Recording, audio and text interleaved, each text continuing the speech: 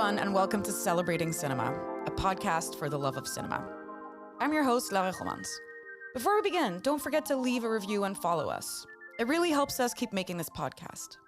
You can also grab tickets for our next film club edition of Everything Everywhere All at Once on April 24th, coinciding with next week's episode on Hollywood comebacks.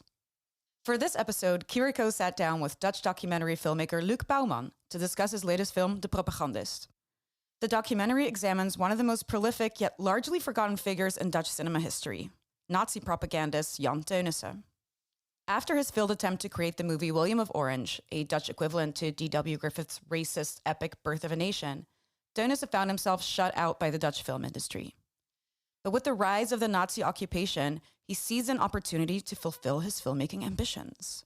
As head of propaganda film production for the NSB and the Dutch SS, working closely with people like Himmler and Goebbels, he became the most powerful Dutch filmmaker of the era, producing propaganda films that served the Nazi regime. After the war, he continued his work in a different form, shifting from political propaganda to advertising. In their conversation, Kiriko and Luuk Bouwman discussed the role of filmmakers in shaping ideology, why the Netherlands has tried to erase Teunissen from its cinematic history, and how propaganda has evolved over time. Here's Kiriko to find out more. Welcome, Luuk. Thank you. So we start all of our interviews here at Celebrating Cinema by asking the question what your first memory of film or cinema was. Well, the first thing that pops to my mind is E.T. actually, just really being into the movie and I think also for the first time realizing that it was a movie because apparently there were no aliens around me. So that's one thing, that films of those years, I think also Jaws and really being scared to death and waking up in the middle of the night. So these kind of films, yeah. Nice. The classics. Yeah, the classics. And then I remember there were some projections, still 60mm projections with educational films at my high school, in the elementary school still.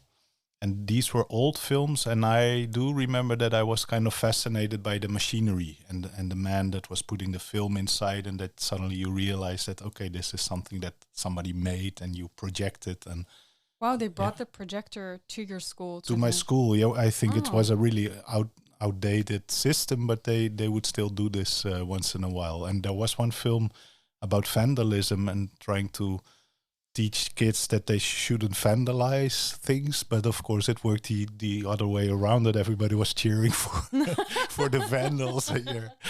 This was in Os, where I grew up, where there were some issues with vandals. And wow. How did your journey to go through it very quickly from your love for E.T. and Jaws and the other classics and the interest in the machinery go to you eventually deciding that you wanted to make films yourself as well? I didn't want to make films until I was in art school. I think I went to art school because I wanted to become a painter, and I did follow the painting courses for the first 2 years, and then I switched. But I think already in high school I did discover like art house cinema and Kieslowski and even like French New Wave films. They were in the videotheek at that time, and so I was fascinated by those films and liked them, but also was quite sure that when I realized that you had to make every shot by itself and like the amount of work and the complexity involved was mind-blowing. And I think in art school what happened is that we had some really good teachers. We did get film classes, and they brought it down to just like other kinds of films, like art films, but also documentaries. And I remember being like really interested in these classical direct cinema films, and for the first time seeing the films of, for example, Salesman and these films, or of Maisels brothers and Frederick Wiseman especially, that I was really like completely fascinated just by the films itself. And then I thought, okay, this is something that apparently you can do by yourself or with two people, and it didn't feel so overwhelming and so complex. And then started making my own, like my first films. Also what happened, I think I was interested in so many things like painting but also writing and music. I was also playing in a band, and I think with film, I felt the opportunity to combine those things. Like it is in the end also a medium where you can do all these things together. So making the first films, I think I felt really just interested in going forward with that. Yeah. And was it then already in that time that you were still studying and experimenting in all these different fields that you were in a way discovering a further truth within reality? Because of course you ended up making documentary films, which is very different than fiction in some way. Was it already in those different art forms that you were trying to get closer to reality in some way? What is still so powerful about these observational films is that reality itself is the mystery, like the ultimate mystery. And I remember looking at these films and just feeling the complexity of life itself in those films. And so I think that's just a fascination for what is happening. Why are we on this rock in a cold universe? And so that, I think, that was why I became more and more interested in documentaries as opposed to films. I also remember this was a time when in Netherlands, the films, you had this manifesto of the Fantasten. They called themselves the Fantasten. And I thought that was quite ridiculous that they wanted to make this fantasy movie, like saying we have to be more inventive in our minds and make and all kinds of wonderful stories. And when you look at these observational films, for me, that was so much more interesting. And but also something else, I think I was interested in this more like video art. And I did an internship with a Belgian director called Stefan de Kostere, who was maybe coming out of postmodernism, but was making films also about representation and actually about the impossibility of making something realistic for television and really attacking television by programs that were dealing with television and with media and with the effects that media have on how we perceive reality. So that was the other side that I think when I was studying, I was very much attracted to this kind of work that was dealing with perception and with media itself, and trying also to make my first programs in this direction. I remember one of the top philosophers at that time was Baudrillard, and I was just calling him up and asking if he wanted to be part of my film. And then he said, "What is it about?" And I tried to explain this like art school student concept. And then he was like, "What am I going to say?" And I told him, "No, that's up to you." And he said, No, that's up to you. It's always up to the filmmakers who decide what I am going to say. So, and he was right in a way. But no, I think after film studies at the art school, I just tried to find my way a little bit in between these two extremes of observational cinema and this films that were really about representation itself, and going a little bit back and forward between these two extremes.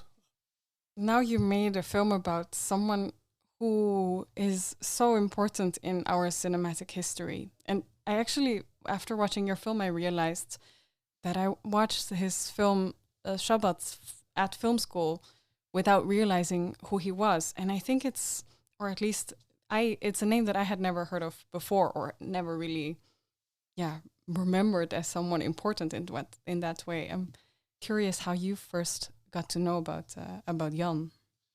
Yeah, it was first just his name that I made a film previously called All Against All, and we used fragments of the NSB, the Dutch Nazi Party propaganda films. And I knew that he was one of the directors involved. And it was only after making that film that we came across interviews, like hours, almost 8 hours of sound interview with Jan Teunissen from the 1960s. And first I only read about these interviews, then we started looking for them, and luckily we found them. They were reserved and archived. And we started listening to the tapes, me and the researcher I've worked with, Rick Binnendijk, and we just fell off our chairs of the way he talks about what he did during the war and his decision to collaborate, but also the things he made, and especially like really boasting about his friendships with Goebbels and Himmler and these kind of party members. But and I think one of the themes that interested me most during All Against All was propaganda, and also the effects that propaganda has on public opinion, and how it can really poison also public opinion and democracy. And yeah, obviously that resonates also a lot in our current time. So this was a topic that I thought was interesting as a start for our film. And then the other thing is that we found all the family films. So in the 1920s and 1930s, he came from a rich family. So he had the means to make home movies at a time that nobody actually made home movies. So he shot footage of his family in and around the house on 35 millimeter. And these are in itself are actually really nice or interesting documents. But the two combined, where you see this family life combined with the interviews about what he did during the war and his role as, his nickname was the film czar. So he was the most powerful man in the Dutch film industry during the war. That was the starting point for this film. With all the material that you've gone through, I can imagine that is hours and hours and hours of really getting to know a man who you, throughout the process, you have to sort of also decide, like, you know, what am I even hearing? Like sometimes some things that he's saying in the film also are really, they blow you off your chair. Yeah. And I can imagine that in some way you have the feeling that you know him quite intimately. And it is interesting, I think, comparing it to the previous film that you made, which is Gerlach, a film that you made about a farmer who is living close to Amsterdam, who you also feel that you know a man in a very intimate way. But these must have been two completely opposite processes. I'm curious to know how it was after, you know, really being inside the life of one man to then being also inside the life of a man without ever being able to shake his hand. Yeah. And actually we did make them in a parallel way also. So I already started the Propagandist in 2020. And the Gerlach with Aliona van der Horst, the co-director, we started, I think, in 2018, but was also a process of many years following him.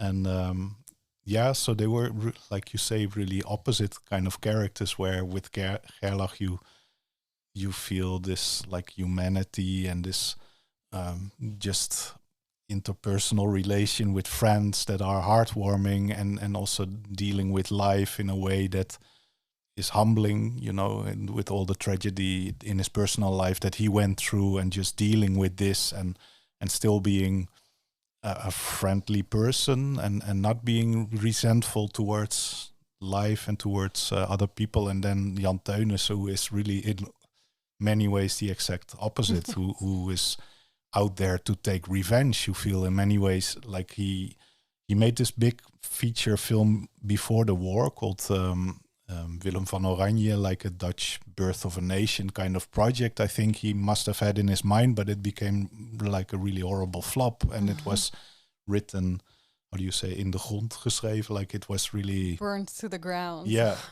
by critics. And then from that point on, you feel that what motivates him is not only what he says himself, like, I just wanted to get Dutch film cinema going and Dutch cinema from the ground. You feel that he always wants, so has this kind of resentful feeling that he wants to take revenge for this failure, and doesn't really he externalizes this failure, I think, towards society and all the people that were against him. And when we were editing, we edited for a long time, and at some point you get used a little bit to his way of talking, and also the first contact or the first experience you have with the interview, it mellows down a little bit your reaction. But what I did do in the last couple of weeks of editing before we locked the picture, I listened to all the tapes again, because also a little bit neurotically just don't want to miss anything important, but also to get a feeling a little again, like, who is this man? And this was quite chilling, I must say. It's like looking into a big depth of emptiness also. Like the things that he says in the film are horrible, but on the tapes there are so many more of these horrible things where he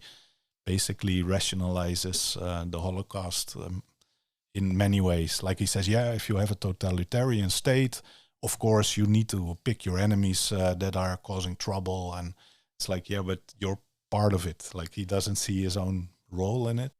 No, he's in absolute denial of what he does. It's also very special to listen to how a mind like that works. Yeah.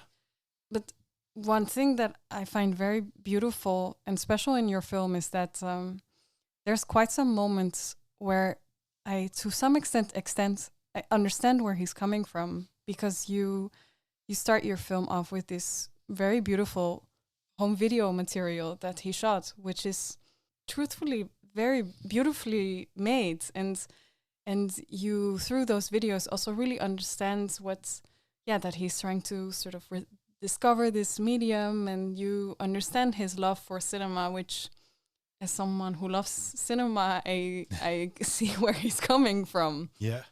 And that is also quite special. That's someone who you may be able to call a devil in some way or another also has a heart for something that I can fully understand. Yeah. I'm curious to know if this passion for cinema is something that maybe in some way also connected you to him in throughout the process, or maybe when you started making this film.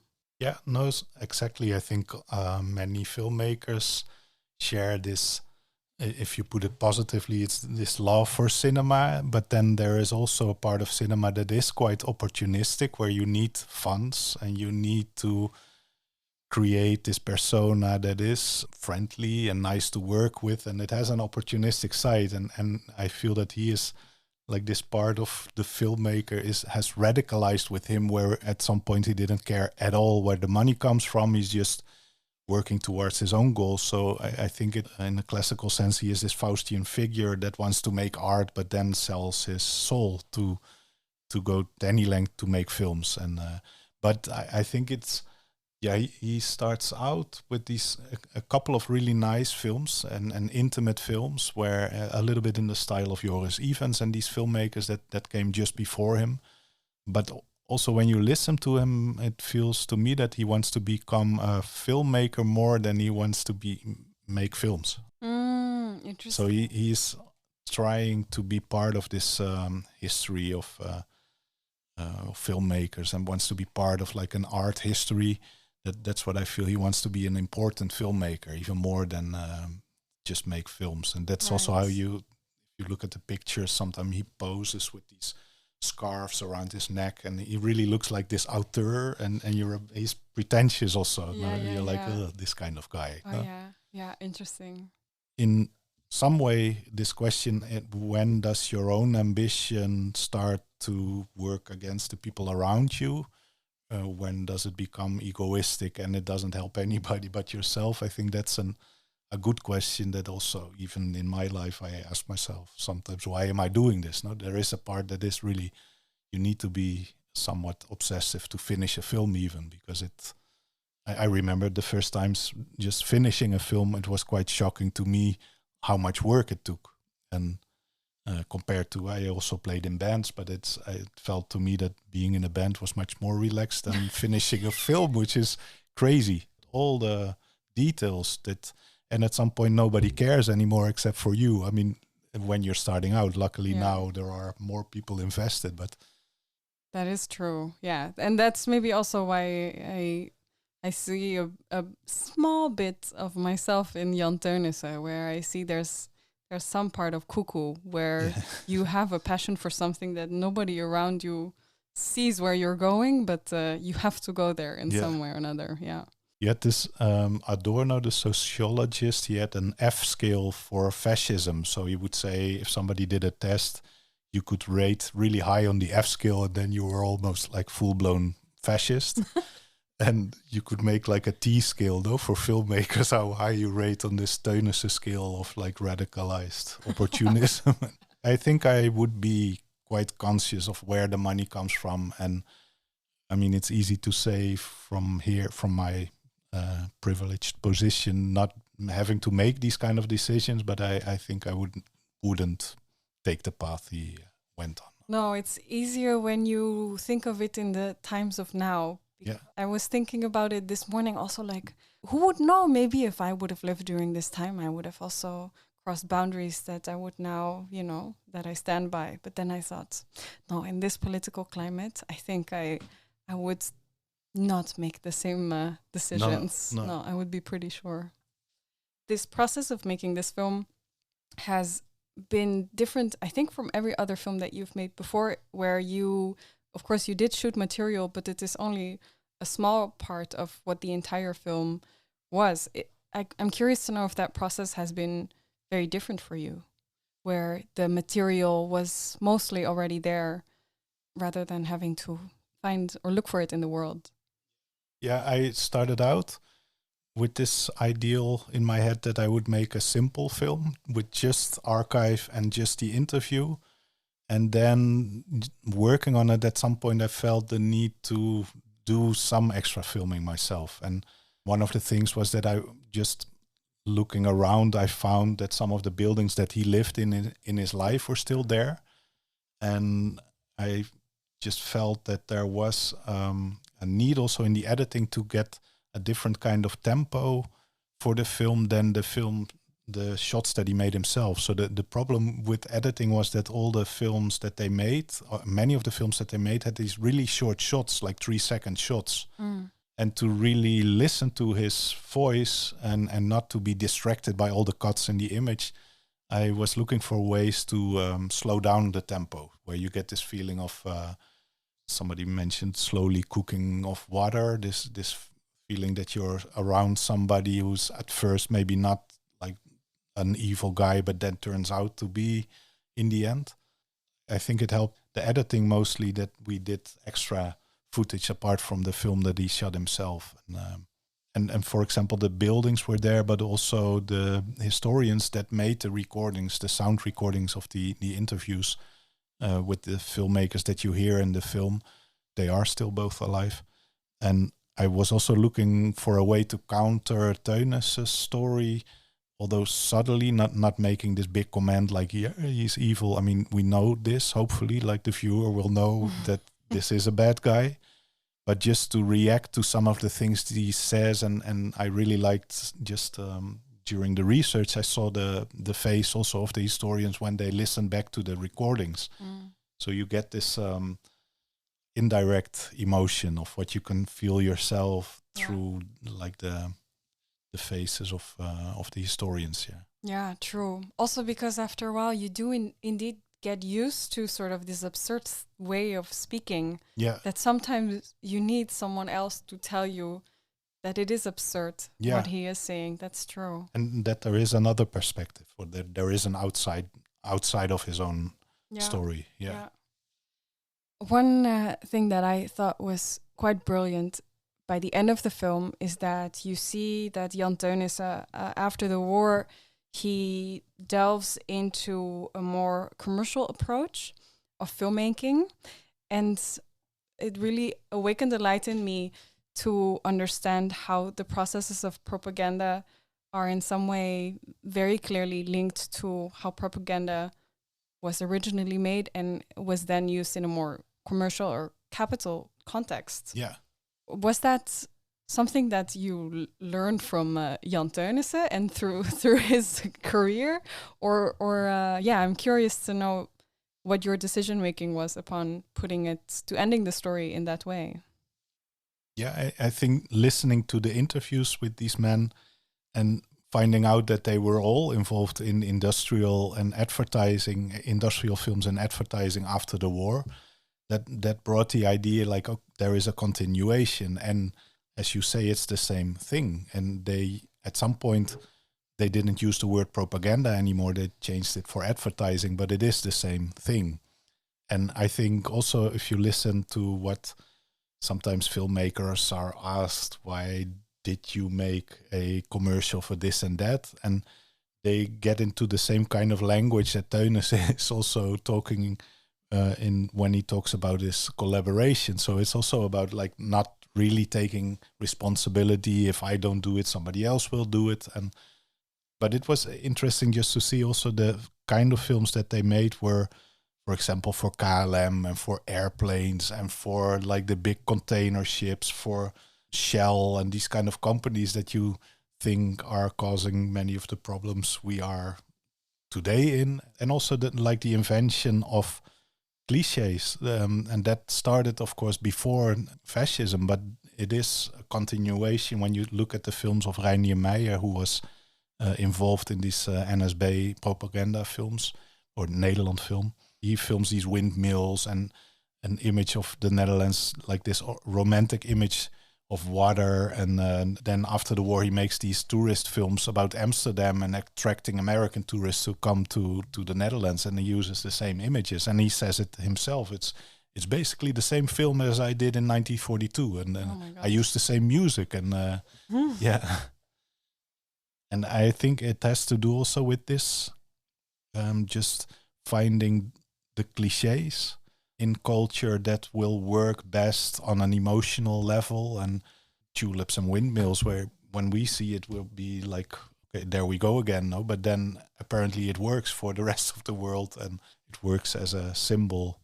I would say that I have some understanding of what propaganda is and how it works, because it's something you learn in school maybe. But I'm curious if also within the current political climate that we're in, if the making of this film has changed your perspective on the mechanism of propaganda. Well, you see the same tricks being used over and over again. And that's part of the success of certain rhetorical tricks, is that it keeps repeating itself. So like the whole image that they build up of the Netherlands with this, like the seafarers, but also the windmills, and all these images are being repeated endlessly also in our current days. And of course the dark side of it is like, at one side you're creating this romantic image of the Netherlands, but at the same time you're preparing people to point out who is not part of it, and saying these are the ones that are not part of our gezellig country. And so there are a lot of books also written about this, but how the same tricks are being used over and over again. And I think it's not getting any less, it's even getting more at this point. And I feel just after the war there were a lot of studies being done, for example by Adorno, where they try to really reach out to people and educate people on how propaganda works. And so for a long time after the war it must have felt that this is something from the past, no? This kind of national socialist way of creating hate on one side and creating this idealized romantic vision on the other side. And now it has come back with a vengeance. It has been coming back, of course, for decades, but now it feels like all... The gates have opened. Yeah. It is quite a bleak image that indeed is maybe growing only more and more. But do you think that there is a way in which propaganda can be used in a more positive light, or maybe in a more in a hopeful direction? Yeah, it's a difficult question, because also when you're making documentaries like myself, I try to believe that I am reflecting on reality more than really manipulating people's minds to go in a certain direction. And that is the association I have with propaganda. But of course, if you are working for a political party or you have a green agenda, I think you should use propaganda to get your message through. And not all propaganda is negative in that sense. If you keep close to the truth, I think this was one of the rules of the Brits during the Second World War, is that they said propaganda is okay, but our propaganda should be truthful. And that were lessons that they learned from the First World War, where they kind of invented a lot of modern propaganda techniques also based on just lies and lying all the time about the enemy. And Hitler and the National Socialists, they looked to this British propaganda a lot for inspiration and just for techniques, and also studying, like it's known that Goebbels, for example, had a book by Bernard who was this nephew of Freud. And he was writing about these new techniques of psychological influence that can help you with advertisement.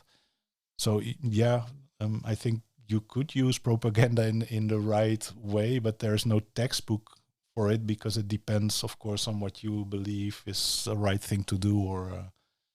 And also, I think because before I was saying about this movie that you don't want to influence reality, but I think that's also not true because media always influence reality and also your own role as a filmmaker. Sometimes you are a little bit activist and you do want reality to change or situations to change or at least change something in the minds of people. So it's not a clear distinction, but I think with Teunissen you just feel that he doesn't care about reality or the truth anymore, that he is cynical about the truth and it's just like, okay, we need to do this to win the war and this kind of thing. He's really weaponizing all the powers of media. Yeah, and also not willing to see the truth in any way or another, avoiding it. Yeah. Even, maybe that is not Teunissen, but what you said earlier, also a nice way to sort of go towards the final question of the interview by asking you what your hopes for the future are. And that's a broad question that you may answer in the way you wish.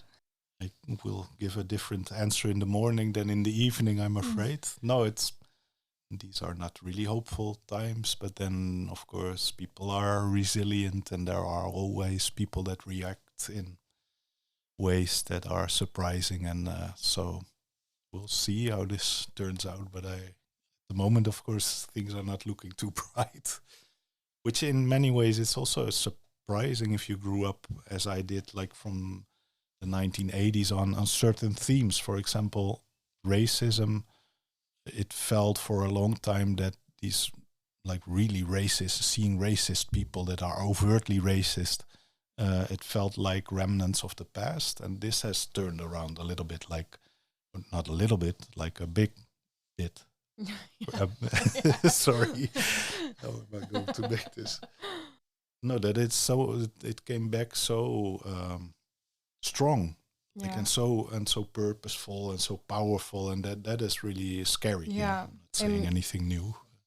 Within the context of propaganda, I think it's also, I really strongly now realize how misused the idea of inclusion has been used within the context of commercial image to really use it in such a refined surface level that we live in an inclusive world. Yeah. Whereas, fundamentally, it's changed absolutely nothing. No, and also that's been so successful. That some people are really capable with big budgets to influence opinions and really put out this a lot of disinformation and really these narratives that are having a lot of impact. And that's something that I found interesting. Also, like recent studies show this, that you might think that, for example, this anti-immigration sentiments come up in certain times and it has been related to poverty or unemployment, but that in a lot of cases is really not the case. It's like these breeding grounds are being fed by propaganda. They are being created, so they don't necessarily come out of people's opinions or feelings about what's happening in reality, but they really react to this propagandistic narrative, and that makes it difficult also to control and to follow what's happening also even around you. And I have 2 kids, and if I look at what they see on their phones, you're really shocked sometimes, like why are they seeing this? For example, these Tate brothers, they keep coming back and they keep coming back, and you're like, how? What filters are there left to kick them out? Yeah. So. Oof.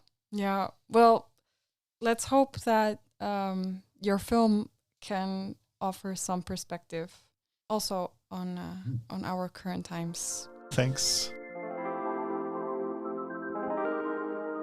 If you enjoyed this episode, make sure to watch The Propagandist, now playing in cinemas. And don't forget to book tickets to our next Celebrating Cinema Film Club screening of Everything Everywhere All at Once on the 24th of April. Tickets for that are in the show notes. Stay connected with us at Celebrating Cinema and Lab by following @Lab111 on Instagram and Letterboxd. Do you love what we do? Support us by leaving a review on your favorite podcast platform. It really helps us climb the ranks of the podcast charts. And don't forget to check the show notes for all the films mentioned, bonus info, and ticket links. This was a Lab 111 production, edited and produced by Elliot Bloom with music from Hugo Emmertsal and artwork from Studio FFF.